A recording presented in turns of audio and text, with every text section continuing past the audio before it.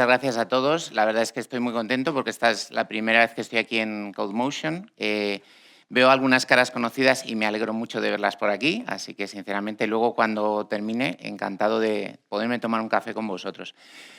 Bueno, la charla de hoy va sobre un tema que a mí me parece que tiene bastante relevancia. Ahora iremos aterrizando con calma todos los aspectos, pero creo que hoy en día es muy difícil hablar de cualquier cosa sin tomar en cuenta el aspecto de la sostenibilidad ambiental, ¿vale? Y es precisamente eso lo que vamos a hablar. Como la sostenibilidad y el medio ambiente son obviamente campos muy amplios, aquí nos vamos a concentrar en una parte pequeñita, que es la parte un poco que más me toca a mí, por el bagaje profesional precisamente que he estado llevando a cabo en estos años, que es precisamente la parte de arquitectura del software. No pretendo dar, ni mucho menos, lecciones magistrales. Lo que me gustaría es dar unas ideas generales, basándome además en consensos que existen ya dentro de la comunidad, tanto de la comunidad académica como la comunidad de practitioners, o sea, de las personas que se dedican a la arquitectura de software, y sobre todo transmitir un poco cierto mensaje de toma de conciencia. Y lo digo también desde la autocrítica, porque yo he sido arquitecto durante muchos años y no he tenido un foco específico precisamente en fomentar el tema de la sostenibilidad. Lo he tenido, obviamente, en hacer buenas arquitecturas y, como veremos, hacer buenas arquitecturas también suele conducir a tomar buenas decisiones en términos de sostenibilidad, pero aún así me gustaría, pues, bueno, aprovechar que sirva esto un poco para hacer esa aportación. Tenía una slide de presentación, pero creo que no es necesario porque me han presentado estupendamente, así que, de todas formas, como luego tendremos oportunidad de conocernos, si alguien tiene curiosidad, por supuesto, voy a estar en el stand de Softec, voy a estar hoy y mañana, o sea que cualquiera que quiera pasarse me va a ver por allí, o quien se quiera tomar un café conmigo, encantadísimo, ¿de acuerdo? Voy directo a la agenda. La verdad es que no he hecho práctica con respecto a si cumplo los tiempos o no, confío en que sí. Si veis que empiezo a hablar muy rápido en las últimas slides, ya sabéis que es que veo que se acerca la hora. Entonces, no os preocupéis, simplemente trataré de que llegue el mensaje. Entonces, por empezar directamente, cuando hablamos de sostenibilidad, ya os he dicho que es un aspecto que tiene muchas facetas, muchas caras. Este diagrama que está aquí realmente está sacado de organismos internacionales, concretamente dependientes de la ONU, donde se está hablando de todas las patitas que tiene la sostenibilidad. La sostenibilidad a nivel ambiental, social, la económica, la sostenibilidad individual. Obviamente todas están relacionadas entre sí, no puede haber una sostenibilidad ambiental si, por ejemplo, tenemos comunidades que tienen problemas, por ejemplo, de acceso al agua y necesitan hacer intervenciones o trabajos de ingeniería, por ejemplo. Es decir, obviamente la sostenibilidad se tiene que interpretar en un aspecto amplio. Sin embargo, y para la parte que nos ocupa, aquí vamos a centrarnos en dos caras que creo que están muy estrechamente ligadas al desarrollo de la profesión, sobre todo a lo que es diseño de arquitecturas, definición de software, construcción de software, etc. Que son, por un lado, lo que podríamos llamar mantenibilidad, la importancia de que el software que hagamos sea mantenible, es decir, un software mantenible va a ser sostenible también en el tiempo. Y por el otro lado, el concepto que ha empezado a emerger en los últimos años de Green Software, que básicamente tiene mucho que ver, o me atrevería a decir que tiene más que ver con la parte de hardware que de software, porque muchas veces se hace más énfasis en el tema del consumo energético y en los centros de proceso de datos, que normalmente están más asociados a la maquinaria donde se está ejecutando ese software, que al diseño del software en sí. No obstante, como es un área amplia, obviamente también nos va a tocar, ¿vale? Aquí he traído también unos cuantos libros que, de hecho, los propongo a la parte final, en la parte de bibliografía, que me parece que son temas que están muy bien abordados. En especial me gustaría destacar el trabajo de Carola Lilienthal, que de hecho me ha dado muchísimas buenas ideas de cara a una parte de la conferencia que estoy dando hoy aquí, y que tiene mucho que ver con bueno, pues la mantenibilidad del software, la deuda técnica del software, los sistemas legados, etc. ¿Vale? Como idea principal de lo que estamos viendo aquí, simplemente me gustaría destacar eso, que estamos frente a una disciplina que cada vez va ganando más, digamos, interés, más apoyo, que no simplemente está inscrita en el trabajo de ciertos académicos, sino que está muy fuertemente ligada al trabajo que se está haciendo en la industria y que tenemos material, bastante material hoy en día, para poder investigar más, profundizar más sobre el tema y avanzar precisamente en cumplir esa serie de objetivos. Por poner algún tipo de, punto de comienzo, me gustaría empezar un poco aclarando o más bien presentando algunas muestras de por qué puede ser importante tomar en consideración el tema de la sostenibilidad ambiental, ¿vale? La sostenibilidad ambiental en términos de arquitectura, de software, de hardware también. ¿Vale? He traído una muestra de estudios, no son muchos, pero creo que son lo suficientemente variados, para precisamente hablar del impacto que tiene, digamos, todo el trabajo que se hace hoy en día a nivel digital, es decir, todo el impacto que tienen nuestros centros de proceso de datos, todo el impacto que tienen nuestras aplicaciones en la nube, etcétera, en aspectos de consumo de energía o aspectos, digamos, de contaminación o de consumo de agua, que también el agua es otro tema que da para mucho, ¿vale? Aquí tenemos un primer estudio, que es precisamente, si os fijáis, todo lo que voy a presentar aquí son estudios recientes, o sea que no estamos hablando de temas muy actuales en ese sentido. Un estudio de noviembre del 24 que ya está identificando la enorme presión que ejerce los centros de datos, por ejemplo, en Estados Unidos, y además ya no me centraría solo en ese 4% que habla de la energía total del país que se está consumiendo en los centros de datos, sino del hecho de que el 56% de esa energía procede de fuentes fósiles. Es decir, que eso va a generar mucha más contaminación, mucha más huella de carbono, etc. Es decir, tiene un obvio impacto. Otro aspecto muy interesante es otro estudio también muy reciente que habla precisamente del consumo de agua en los centros de proceso de datos, que muchos están en África.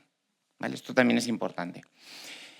Y aquí hay una cosa que me gustaría destacar ahora porque va a tener, digamos, cierta repercusión en lo que hablemos después. No sé si estáis pudiendo leer el dato, pero, por ejemplo, generar un informe de 10 páginas utilizando el modelo Llama consume más o menos 0,7 litros de agua, mientras que el mismo informe generado con el motor de GPT-4 requiere hasta 60 litros. Creo que este dato es importante porque nos permite llegar a identificar el hecho de que según cómo hagamos las cosas, podemos estar generando mucho o menos impacto ambiental. ¿Vale? Creo que este es un punto importante y creo que este es uno de los motivos precisamente por los que puede tener importancia lo que hablemos en los siguientes minutos. Otro estudio que me parece muy interesante, este es un poco más antiguo, este es de 2017, midió precisamente los consumos en términos de energía, recursos, etcétera, según la plataforma, según el lenguaje de programación que se utilizara. No quiero aquí desatar ninguna ola de es que estás persiguiendo a Python, estás persiguiendo a Perl. ¿Vale? Pero creo que es importante también que seamos conscientes de ellos. Es decir, no es solo la arquitectura, es también la plataforma sobre la que edifiquemos esa arquitectura. ¿Significa esto que no debemos usar Python? No, no significa eso, pero sí que tenemos que ser conscientes del impacto que tiene cada lenguaje de programación. Obviamente, hoy en día hay aplicaciones que nadie se plantearía construir, por ejemplo, en C, simplemente por la complejidad del mantenimiento o por las características que tenemos que desarrollar. Pero para mí es muy revelador que hay una serie de lenguajes que aparecen sistemáticamente los últimos de la fila y que generan, al menos a mí, me generan cierta inquietud. Y yo creo que también podría ser interesante, no el lenguaje en sí, sino plantear que se puedan desarrollar plataformas para dichos lenguajes que puedan ser más ecoeficientes en términos de ejecución. Yo entiendo también que cuanto más abstracto o mayores capacidades de abstracción tiene un lenguaje de programación, normalmente suele conducir a consumos más elevados o bien de memoria, o bien de recursos, etc. ¿Vale? Pero en todo caso, creo que está bien tomar nota. Y ya para finalizar un poco de muestras y aspectos que puedan ser relevantes, tenemos aquí un análisis, este es de noviembre del 23, es decir, es también bastante reciente, que mide el consumo en términos energéticos de, llamémoslo, tareas llevadas a cabo por sistemas de inteligencia artificial. No sé si se ve, pero los sistemas que menos consumen son aquellos dedicados a clasificación de textos, mientras que los que están dedicados a generación de imágenes generan una huella bastante más importante. De hecho, estamos hablando de hasta 3 órdenes de magnitud. Esto yo creo que también es un tema que deberíamos tener en cuenta y reflexionar sobre ello. Dicho todo esto, y dando un poco una muestra de esos aspectos que creo que pueden ser importantes para justificar por qué es importante que estemos hablando hoy de esto, voy a pasar a empezar a hablar un poco de la parte de arquitectura. ¿Vale? Parto aquí del modelo de atributos de calidad del ISO 25010. Podría haber utilizado cualquier otro. Realmente, ya sabéis, todos los que trabajáis aquí en arquitectura de software, sabéis que hay varios modelos. Al final, cualquiera nos puede servir. A mí me gustaría un poco destacar que en casi todos los modelos históricos la mayor parte de la atención la hemos puesto en temas que tienen que ver con que la aplicación tenga buen rendimiento, que la aplicación escale bien, que la aplicación tenga una buena seguridad, que la aplicación sea más o menos mantenible. Es decir, o bien aspectos técnicos o bien aspectos que afectaban a negocio. Pero si os fijáis, no tenemos aspectos específicamente centrados en sostenibilidad. Es verdad que podemos decir, oye, hay características como, por ejemplo, performance efficiency. Pues sí, por supuesto, va a tener un impacto. Maintainability, por supuesto, la parte de mantenibilidad del software va a tener un impacto favorable en la parte de sostenibilidad. Pero luego va a haber otros aspectos, por ejemplo, usabilidad, que en sí mismos son, llamémoslo, neutrales, ¿no? Neutrales para el tema de sostenibilidad. Que la aplicación sea más o menos usable no tiene ningún impacto. Y de hecho no tenemos censada ninguna característica específica. Entonces, yo aquí vengo a atreverme un poco a proponer una serie de principios. No pretendo, ya os digo, no pretendo sentar cátedra, sino simplemente que reflexionemos un poco sobre cómo podemos mejorar precisamente las arquitecturas que diseñemos, el trabajo que hagamos como arquitectos de software, de tal manera que generemos, digamos, o bien una menor huella de carbono, o bien sistemas más sostenibles en el tiempo, o bien simple y llanamente que ayudemos de alguna manera a fomentar ese aspecto de sostenibilidad ambiental. ¿Vale? Ya os digo, no vengo a sentar cátedra, pero simplemente me gustaría dar unas pinceladas. Entonces, un primer principio que creo que puede ser interesante como propuesta es precisamente decir que apostando por la simplicidad podemos estar favoreciendo la sostenibilidad. De hecho, no podemos, de hecho estamos favoreciendo la sostenibilidad. A la hora de tomar decisiones de tipo arquitectónico, creo que, por ejemplo, apostar por un sistema más sencillo, evitar la sobreingeniería que muchos de nosotros tendemos a hacer, debería ayudar a simplificar precisamente la mantenibilidad de ese software, la sostenibilidad ambiental de ese software, porque obviamente cuanto más complejo sea un software, normalmente se va a derivar de ahí que recurra a más recursos para poder ejecutar lo que tenga que hacer, ¿vale? Entonces, por ejemplo, optar por algoritmos que de alguna manera tengan órdenes de magnitud más ajustados. Obviamente eso es una buena práctica arquitectónica. O sea, nadie te va a decir, sí, por supuesto, ponme un bubble sort para ordenar los arrays. Nadie te va a pedir eso. De hecho, todos por defecto vamos a optar siempre por tomar decisiones que sean a nivel de rendimiento las que consideremos óptimas, ¿no? Eso también va a ayudar a hacer el sistema más sostenible. De hecho, existen estudios, todo lo que vais viendo abajo de impacto y tal, viene de estudios donde se han hecho trabajos de medición. Entonces, se ve como, por ejemplo, en sistemas recomendadores, tomar esta serie de medidas de simplificación reduce, por ejemplo, un 30% el consumo de CPU. Oye, pues perfecto. Otro aspecto importante es adoptar un enfoque de digamos, utilizar lo exclusivamente necesario, es decir, un diseño más lean, en el sentido de, ¿por qué, por ejemplo, voy a estar almacenando datos? Yo, el primero que levanta la mano y dice mea culpa. ¿Cuántas veces hemos dejado datos absolutamente inútiles en las trazas de nuestras aplicaciones? Yo el primero. ¿Vale? ¿Cuántas veces estamos publicando datos por si en algún momento nos hacen falta o por si en algún momento nos las piden? Bien, pues a lo mejor deberíamos empezar a pensar no solo eso, obviamente eso es un pequeño paso, hay muchos más.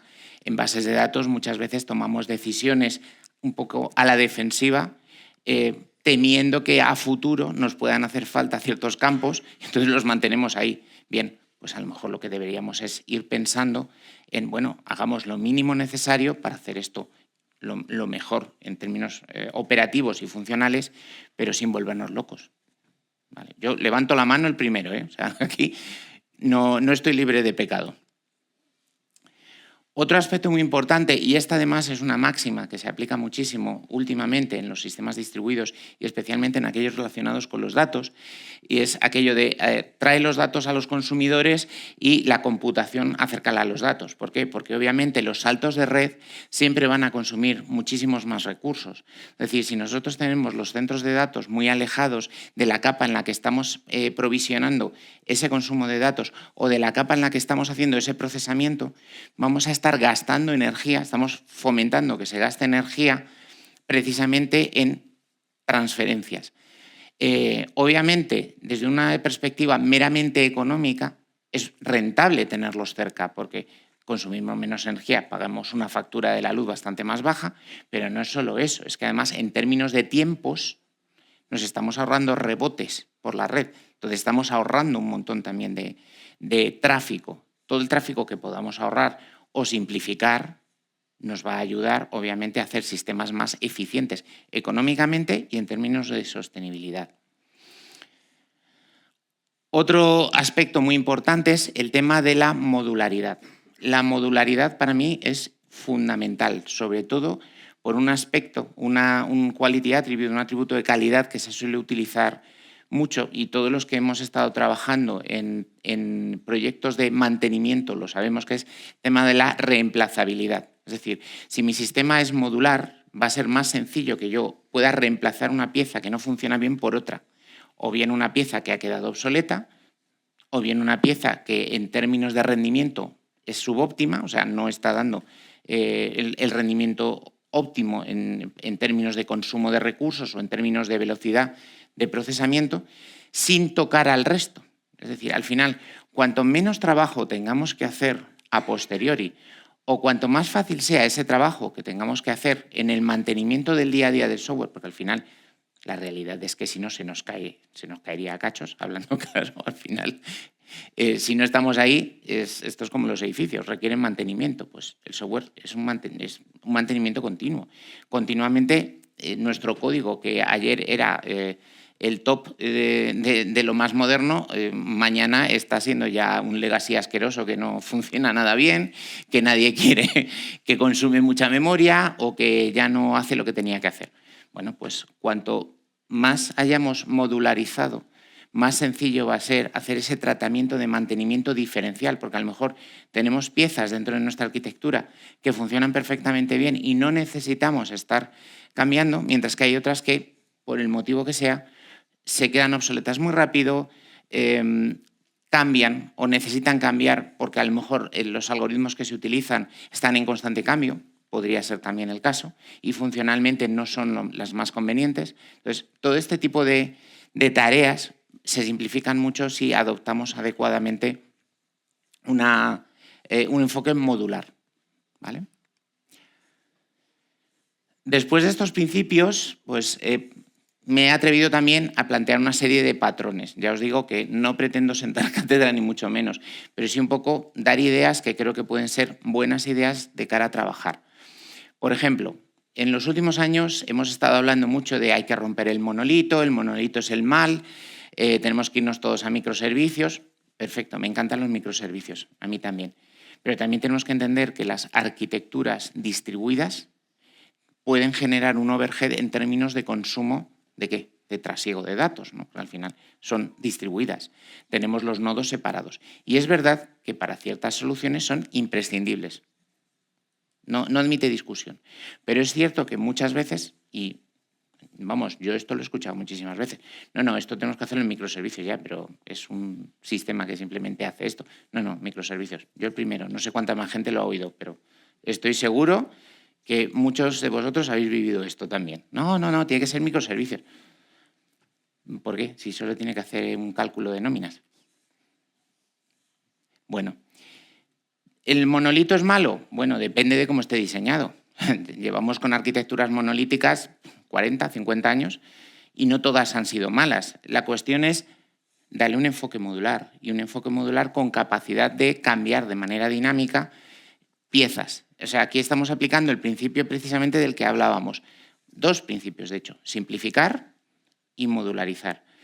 Podemos tener una aplicación monolítica bien diseñada, bien modularizada, con módulos que podamos reemplazar fácilmente, sin necesidad de que se esté ejecutando en una malla de servicios, para que nos entendamos. Es decir, podemos hacer buenas arquitecturas sencillas. Otro aspecto importante, y aquí volvemos a los microservicios, es el tamaño de los microservicios. Yo, cuando empecé a trabajar con microservicios, estoy seguro de que aquí hay muchísima gente que le ha pasado, estuve basculando mucho sobre cuál debía ser el tamaño. Es decir, no caer en el riesgo de hacer el clásico macroservicio o el God Microservice, que hace demasiado, o el clásico nanoservicio, que poco más o menos que es una lambda. O sea, a todos creo que nos ha pasado, todos los que hemos trabajado en algún momento con microservicios, la duda esta de, bueno, ¿cuál debe ser el tamaño óptimo? Bueno, creo que más o menos hoy en día ya más o menos hemos desarrollado cierta madurez para aproximadamente, aplicando técnicas, por ejemplo, de Domain Driven Design y otras conceptualizaciones, hacer un buen aterrizaje. Pero bueno, aún así, tenemos que tener en cuenta que un microservicio en sí mismo no va a resolver nada, no va a ser una buena decisión de diseño si está mal diseñado o está diseñado pobremente, por así decirlo. Entonces, si, por ejemplo, generamos microservicios demasiado pequeños, nos exponemos al riesgo de que esos microservicios estén generando un trasiego continuo de peticiones a otros microservicios, cuando en realidad a lo mejor esa lógica podría estar aglutinada en un único microservicio y no tener una especie como de tropa de minions intentando hacer cosas, enviándose mensaje por correo, básicamente. Otro aspecto importante tiene que ver también con la adopción de arquitecturas dirigidas por eventos. De hecho, en sí mismo es una buena aproximación. El uso de eventos precisamente para intercambiar información minimiza normalmente, si lo hacemos bien, va a minimizar las comunicaciones porque solo vamos a enviar la información necesaria en el evento. Evitamos arquitecturas tipo polling, donde estamos consultando al otro sistema. Oye, ¿hay alguna actualización? No, hombre, ya te llamaré yo, tranquilo. Pues con una arquitectura dirigida por eventos conseguimos una buena solución. Luego, obviamente, aparte de eso, hay técnicas que nos van a ayudar. Por ejemplo, utilizar Event Sourcing con CQRS, pues es una buena técnica y nos va a ayudar. Aplicar una estrategia de filtrado previo antes del procesamiento reduce procesamientos innecesarios. Yo no sé si habéis hecho arquitecturas tipo pipes and filters, pero es la clásica en la que empiezas a estar enviando información que va pasando por un pipeline de elementos de procesamiento. Pues, oye, todo aquello que tengas que cortar en un momento dado, porque sea un mensaje que tenga que ir a una dead letter o una cola, digamos, de mensajes que no se van a procesar, te estás ahorrando ciclos de CPU en la unidad de proceso. Porque si no, la unidad que vaya a procesarlo, sí, va a recibirlo, va a tener que hacer el procesamiento y luego va a decidir que no, que ese no era para él.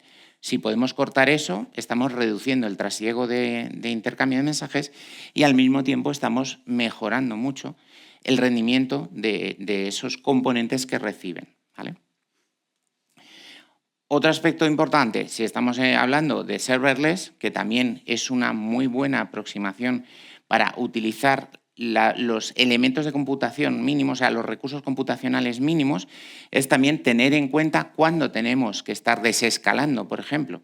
Es decir, si no estamos haciendo nada, hay que cortar. Y en ese sentido, también tenemos que ser conscientes de las políticas que establezcamos. Esto quizás se sale un poco más de la parte de arquitectura y empieza a entrar ya en el ámbito más de despliegue, de los entornos de despliegue, pero sigue siendo un concepto que creo que es importante, ¿no?, destacar.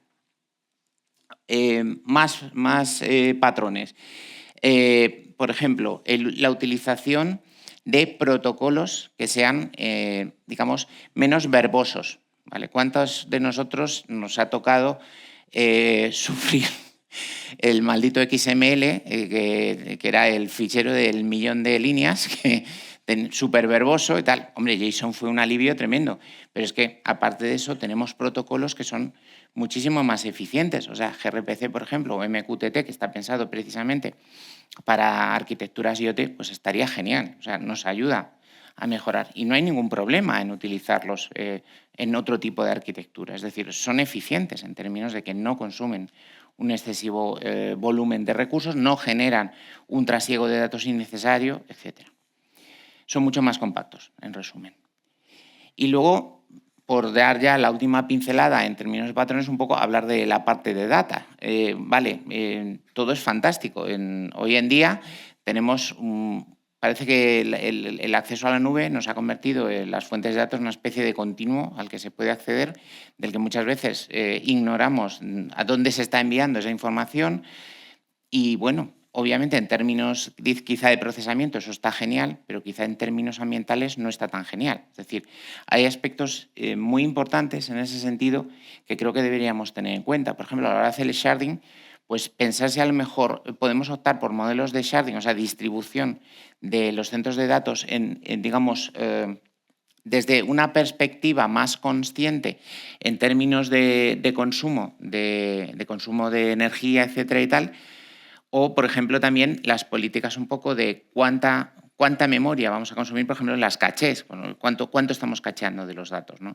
Pues a lo mejor tenemos que ser un poquito menos, sí, vamos a intentar tenerte todos los datos para que esto vaya a top de rápido, y a lo mejor tenemos que hacer un pequeño estudio o un análisis estadístico que nos dé un poco esa información para asegurarnos que, bueno, pues que realmente estamos siguiendo un poco el principio de Pareto, ¿no?, que el 80% de los casos los vamos a seguir rápidos, aunque el 20% restante pues no vayan a ser tan rápidos. ¿Vale?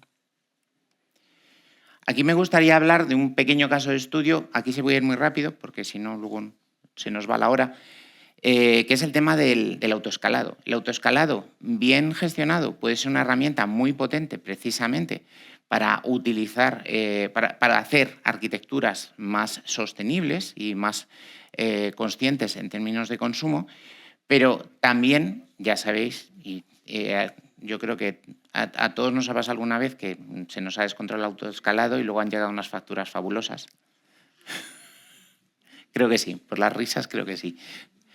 Entonces, eso es precisamente la gran contradicción, ¿no?, o el gran problema que nos puede generar, ¿no? O sea, que si nos metemos o sea, subimos nuestra aplicación a la nube y decimos, ya está, tiene autoescalado, ya todo va bien, y nos olvidamos, no, tenemos que dar unos cuantos pasos más, ¿no?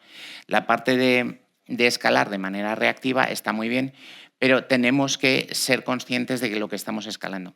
Entonces, por un lado, tenemos que estar viendo que los componentes que estamos escalando no son componentes, digamos, ineficientes que van a estar consumiendo porque sí, porque están mal diseñados.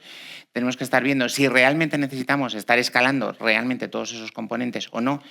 Combinar también el escalado con la parte una parte predictiva y una parte también de, bueno, a lo mejor lo que tenemos es que pensar también en cómo jugar un poco con el escalado vertical. Pensad que hoy en día podemos jugar bastante con el tipo de máquinas, por ejemplo, que tenemos en AWS o en cualquier otro proveedor de cloud, y decir, oye, pues a lo mejor en periodos de una utilización más reducida, pues vamos a optar por arquitecturas más modestas en términos de procesador y memoria. Por ejemplo, en horas valle, vale, yo tengo que tener 2 instancias, muy bien, pero no es lo mismo que tengas 2 instancias que están, digamos, utilizando en total tropecientos gigas y en memoria y tropecientos ciclos de CPU y no sé cuántos para un consumo muy reducido, que tener a lo mejor, digamos, máquinas virtuales mucho más modestas para el servicio que tienen que estar proporcionando. no se va a notar, o sea, no va a haber ningún problema, o si se nota va a ser una molestia mínima, ¿no? Entonces, en ese sentido, creo que es importante tenerlo muy en consideración, ¿vale? Luego, todo el tema, bueno, esto creo que lo he comentado, directamente voy a ir por encima, voy a pasar por encima, que es un poco todo lo que os estaba comentando, ¿no? Un poquito a título de resumen. Voy a hablar a continuación un poco de la otra pata, porque hasta ahora, si os habéis fijado, he hablado un poco de principios de arquitectura, de ciertos patrones que podemos aplicar, y ahora me voy a centrar un poco en otro aspecto que creo que es muy relevante y que nos afecta a todos, porque la realidad es que la mayor parte de nosotros trabaja en sistemas que no son completamente nuevos, o sea, todos tenemos que lidiar con sistemas heredados, todos tenemos que lidiar con deuda técnica. Este diagrama, que está tomado precisamente del libro de Carola Lilienthal, que está muy bien, ya os digo que lo recomiendo encarecidamente, habla precisamente del riesgo de que la deuda técnica se dispare, dando lugar a una acumulación descontrolada e incluso de forma natural se vaya produciendo esa erosión, digamos, de una arquitectura hasta el punto de que tengamos que hacer una refactorización completa. Es decir, no pequeños cambios, como se verían, digamos, en la franja de abajo, sino una refactorización completa. Aquí, y en este sentido, vengo a proponer dos posibles métricas. No son métricas necesariamente formales, es decir, son, digamos, intuitivas y realmente lo que persiguen es un poco darnos pistas, ¿vale? Pero realmente podemos hacer este trabajo de otra manera, es decir, podemos plantear otras métricas. Por ejemplo, una que considero interesante es que vayamos continuamente evaluando el coste de la refactorización frente al coste total del proyecto.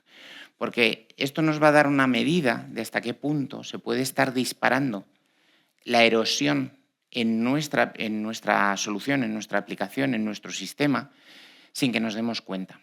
Y esto puede parecer una tontería. Si os fijáis, no tiene unidades, porque realmente es un aspecto porcentual. Da igual, lo podemos medir como queramos, en horas de trabajo, en puntos de historia, como consideremos más adecuado. Pero realmente es una medida un poco intuitiva de hasta qué punto se puede estar degradando nuestro software. Y luego, y esta sí que es desde la perspectiva de arquitectura, está el cómo se pueden ir aumentando las violaciones de las reglas de arquitectura, que también, igual que tenemos un sonar para código, en arquitectura podemos controlar también si estamos violando reglas que hemos establecido nosotros a nivel corporativo o a nivel de proyecto sobre la construcción de nuevo software. Por supuesto, que en lugar de medirlo de esta manera, queremos medirlo de otra manera, perfecto. Realmente lo que es importante es que midamos, que no nos olvidemos de medir, ¿vale?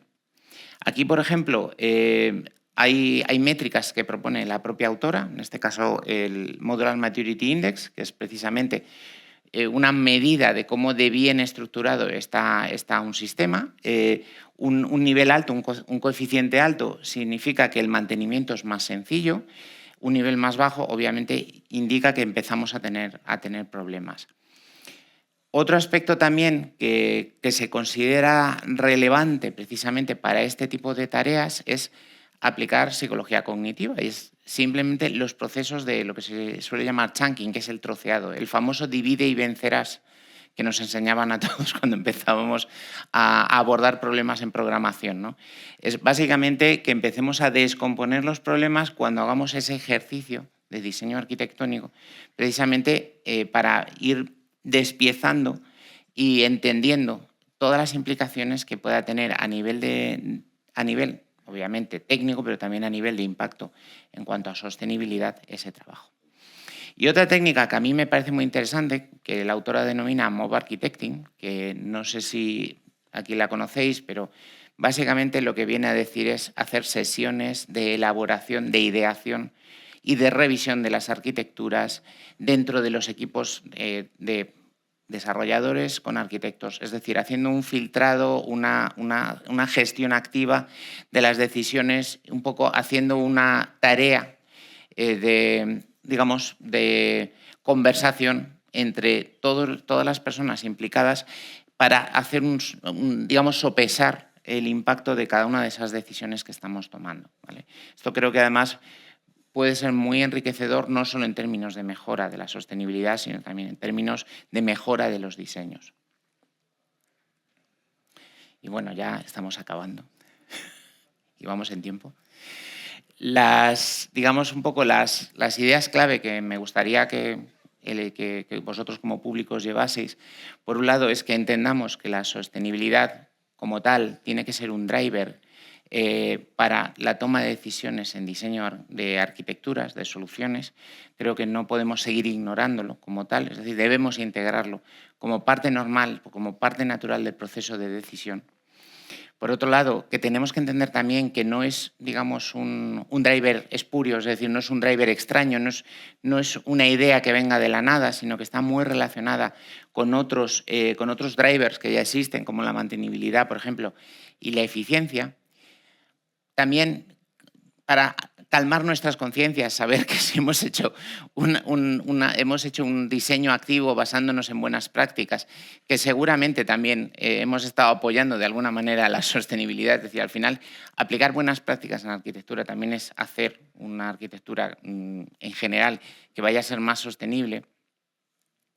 Como pista también, la idea de adoptar siempre enfoques modulares, es decir, que nos permitan segmentar los problemas de tal manera que podamos hacer un tratamiento diferenciado y un reemplazo cuando estemos, digamos, definiendo las cosas y si algo falla o algo no cubre todo el rendimiento, toda la funcionalidad, pueda ser fácilmente reemplazado. Y sobre todo que entendamos que si no hacemos bien ese trabajo en términos de toma de decisiones arquitectónicas o dejamos que crezca mucho la deuda técnica, nos vamos a encontrar con que, bueno, con que estamos comprometiendo, ¿no?, esa sostenibilidad futura. Os dejo aquí también la bibliografía, que creo que es muy interesante. Y ya está. Por el momento. Muchas gracias. Bueno, venga, tienes preguntitas, así que no te vas a librar. Empezamos con una de Guillermo, que pregunta sobre los datos que dabas al principio. ¿Algún dato sobre el porcentaje de uso de renovables en data centers europeos o españoles? Pues aquí no los tengo, pero sí que existen estudios. O sea, no sabría un poco cómo dároslos, pero sí que existen estudios, podría buscarlos. No sé si a través de la propia organización os puedo pasar esa información después. Pues pero la verdad es que no tengo el dato, pero sí que existen estudios de cómo se está empezando a adoptar renovables. Sí que es verdad, y aquí no quiero tampoco hacer una crítica un poco hate, pero es cierto que a veces se utiliza esa información con un poco de greenwashing, de compañías que hacen muchísimo consumo y entonces, bueno, luego te dicen, no, pero el porcentaje más alto viene de renovables. Es verdad que el dato que os he dado al principio viene de Estados Unidos, donde ya sabéis que el tema de las renovables hoy en día no está siendo lo más cool, pero en Europa sí que es verdad que se hace un enfoque más fuerte en renovables. Yo, de todas formas, puedo buscar el artículo y, no sé, hacérselo llegar a quien quiera el dato exacto, porque ahora mismo, lo siento, no lo tengo. Lo hacemos así. Siguiente, de Igor. ¿Crees que tendría futuro un pool de servicios comunes agnósticos a la BL que puedan ser utilizados de forma compartida por distintos solicitantes que nada tenga que ver? A ver, aquí estamos siempre. Es cierto que puede sonar muy buena idea, pero también puede, si no lo hacemos todo lo bien que podemos, nos puede generar un problema. Yo no he hablado mucho en este aspecto de la deuda técnica, pero uno de los problemas que afrontamos muchos de nosotros es que a lo mejor tenemos un porcentaje muy alto de APIs que supuestamente están ahí para darnos servicios generales y que al final nos dan datos de más, es decir, no están optimizadas para el uso que se hace de ellas. Entonces, el tema es lo de siempre, el que mucho abarca, poco aprieta. Si generamos muchos servicios generales, por un lado podemos estar a lo mejor efectivamente ganando un consumo más orientado a eso, pero podemos caer en la trampa de generar, digamos, algo demasiado abierto que esté ofreciendo capacidades que luego no se van a utilizar. Entonces, la respuesta es sí, pero habría que vigilarlo mucho, en el sentido de que probablemente habría que estar continuamente haciendo un mantenimiento para ir reafinando partes de esas, o sea, funcionalidades dentro de esas APIs que a lo mejor se tienen que caer porque no se usan lo suficiente. Perfecto. Igor, espero que haya respondido tu Yo también lo espero, si no, me podéis buscar ahí. O sea, tenemos una última de último minuto. ¿Podrías compartir la presentación, por favor? Sí, por eso hablaremos con la gente de CodeMotion. Por supuesto. Yo voy a aprovechar que quedan 2 minutillos Ya que no han lanzado ninguna pregunta más, te voy a lanzar una pregunta no tan técnica, que es ¿cómo vender esto? Porque al final, cuando tú haces un proyecto o lo que sea, el que va a poner la pasta va a decir yo quiero la funcionalidad, pero claro, esto, por mucho que lo valoren y que las compañías más y más lo están involucrando dentro de su responsabilidad social corporativa y su estrategia y tal, al final la pasta es la pasta. Correcto. Entonces, ¿cómo posicionar esto para que sea un factor determinante dentro del proyecto? Bueno, hay que entender, y esto creo que es muy importante, que normalmente los sistemas que son sostenibles tienen dos ventajas. Uno, que tienes una buena mantenibilidad futura, es decir, tus costes de mantenimiento al futuro van a estar reducidos, porque obviamente nos hemos preocupado de que esto sea mantenible, sostenible en el tiempo. Y dos, que normalmente el consumo a nivel energético va a estar muy controlado. Porque si hemos hecho un diseño muy optimizado en términos de consumo de datos, reducción del trasiego de datos por red, nos estamos preocupando de la parte un poco de procesamiento y todo eso, al final todo esto es money, o sea, estamos centrándonos en reducción de costes. Es decir, lo que haces es traducir eso Claro, también. claro, yo te lo traduzco. Costes. Mira, sí, yo sé que a ti solo te preocupa la parte económica, mira, vas a reducir costes. Y además vas a tener una aplicación cuyo mantenimiento en el futuro va a estar mucho más controlado. Yo creo que es un buen argumento.